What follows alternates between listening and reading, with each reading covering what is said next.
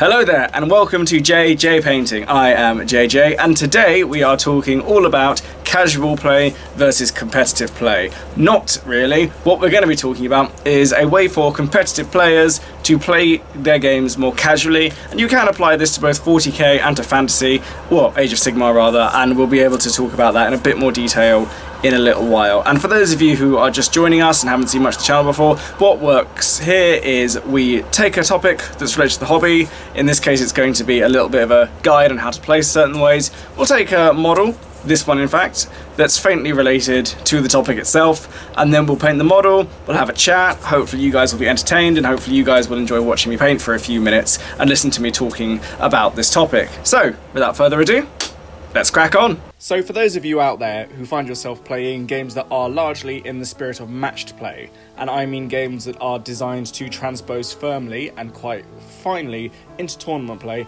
here is a guide for you guys. The first thing you should try doing is play small games between 500 points to 750 points, but definitely no more than 1,000 points. The first thing this will do is it will take the game itself back to basics, so you'll be focused on keeping your army as compact as possible, and the bigger powerhouse units simply won't fit into it. Now what this will do is give you an appreciation for the really basic units. Some of you may have this already, but it will help you find new ways of using them, and you'll have to be very specific about your elite units or your heavier units. And this transposes into both 40k and into Age of Sigmar quite nicely, because the focus obviously is simply getting the most out of a very small army. You're not going to be focused on a large and elaborate army list which is either full of powerhouse units or designed to pack as much in as possible. And it is designed to get quite a lot in there, because you can get a fair bit into 500 or 750 points, but what it will also do is make you reevaluate how you spend your points in bigger games down the line as well. So without necessarily losing out on playing games of a certain size or of a certain importance, you'll definitely be able to reevaluate a little bit how you play, and also be able to understand what else you can do with models you may not play with a huge amount. And taking it back to a smaller game size as well means that you can genuinely take the pressure off. When you're in games that are between 1500 to 1850 or even 2000 points, a lot of the emphasis is on bigger and more powerful units, because obviously the game scale is bigger, so you see more powerful things. But when you remove that, and you'll see what's actually quite powerful at a smaller game size can surprise you and can be very good for you as a player to scale down and reevaluate and readjust. Also, as a side note, playing smaller games does take you out of the tournament headspace, because you're not tailoring your list to fit in a tournament-sized game. You're playing it to fit in a smaller game where you only have to focus on taking a few units that you can enjoy playing with, rather than ones that you think are necessarily going to be able to take on an army that's much bigger or much more empowered than the one you'll be facing off against. Number 2. Write your friend's army list for them, and they write yours. Now this one's a little bit fiddly, and it can take a little bit of getting used to, but it is quite good, and it's actually something of a test of your friendship in a way. Very simple. What you do is you bring about 2,500 points worth of units. Now this you can decide with your friend how you want to do it. You can either say, I have these fixed units, or you can give them their codex and just a big long list of all the stuff you have.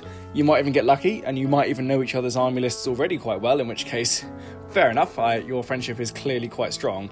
And you give them everything you have, and they write the army list. But they must write the army list with what you give them, obviously. But maybe play game sizes that have slightly less points than the totals you give each other. So if you have 2,500 points, you do 2,000 point armies. If you've got 2,000 points, you do 1,850 to 1,500 and so on and so forth.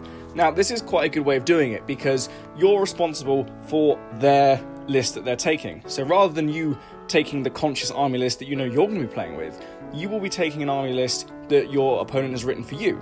And like I said, it can be a very good indication of your friendship, because surely you're going to want to play armies that are going to balance each other out. And it stops you from subconsciously power gaming or trying to get the competitive edge on each other. That is gone out the window, because you're not going to be using the army list. You're not going to be the one who has to take the list that you're writing and find a way to make it work. That's what your opponent has to do. But also it means that when you start playing, you're not going to know what army you have. You might be using HQ choices that you've never used used before, you might have units you've only used once or twice, so in some respects it can be quite an interesting way of playing with a whole new army list. And I would also encourage you that if your opponent and your friend, for want of a better word, actually no, let's call each other friends, we're all friends here after all.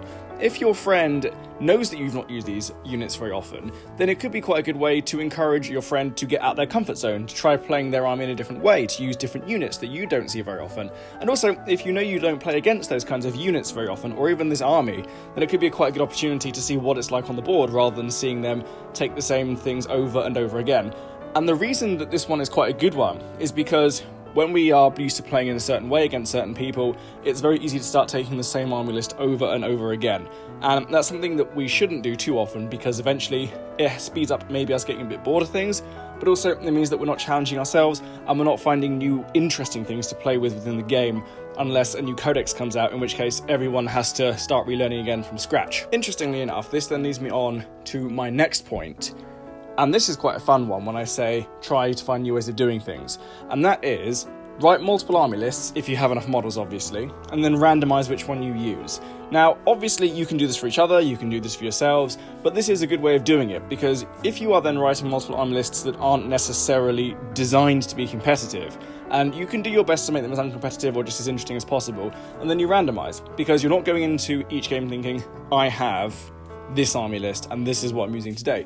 No, you've got more options, and stick to it as well, because it means that you're not then thinking to yourself, here's my competitive army list, I've bought it and that's how I'm going to do it.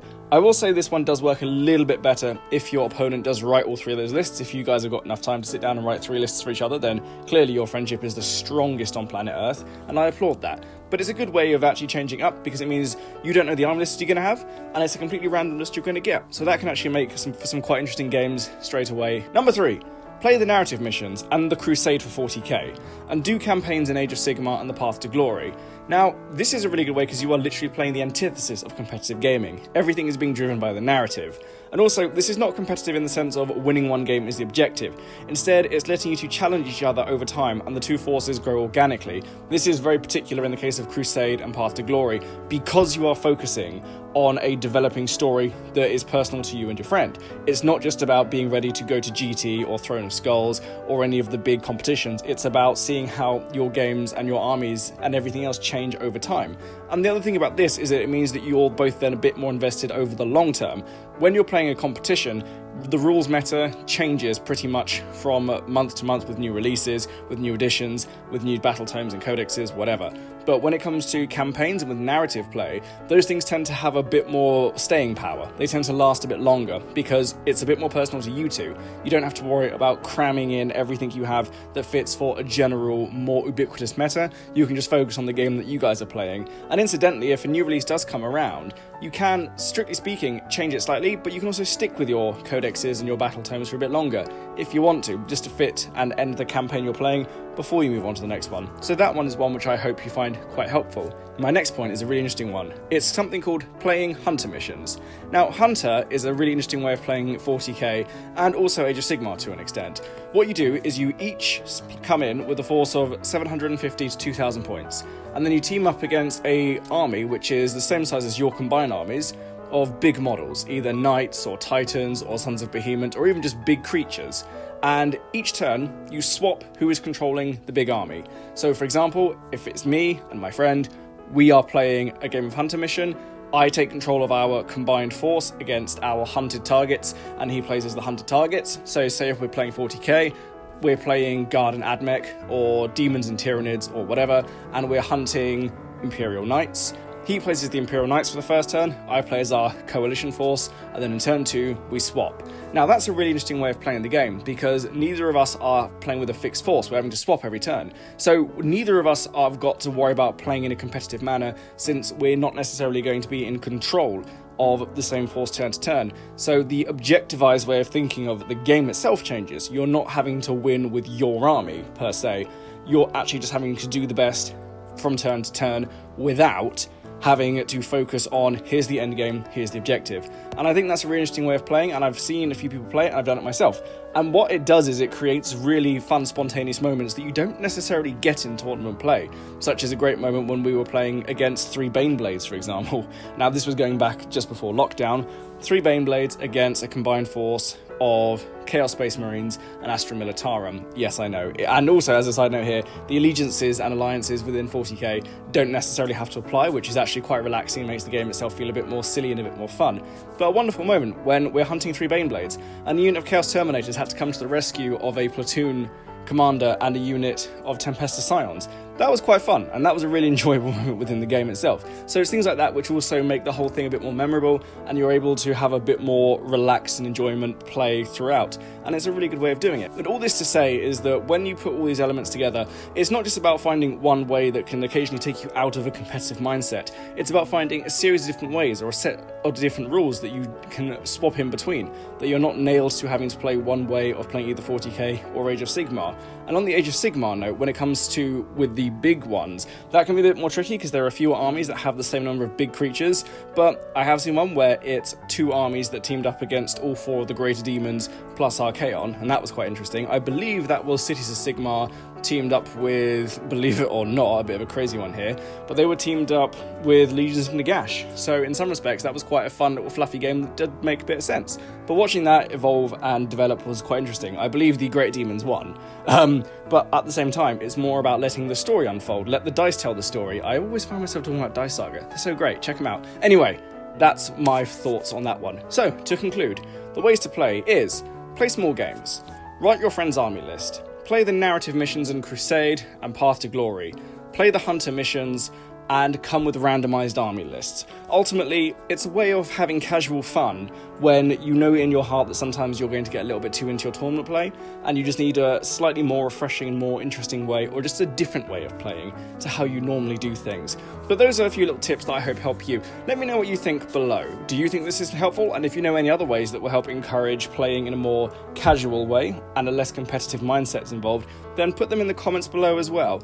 So, thank you very much for listening. I look forward to hearing your thoughts. So, there we have it. That is my take on how competitive players can play their games in a more casual manner. And ultimately, like I say, this is more about finding interesting ways to play. There are ways of playing already within the various rulebooks and the various systems, but this is just to give another take and another way of doing it, especially if you're playing with the same people quite a lot, or you have your own club where you're very familiar with how everyone plays and you're used to practicing for tournaments and that sort of thing. But in any case, I hope you will find that very useful.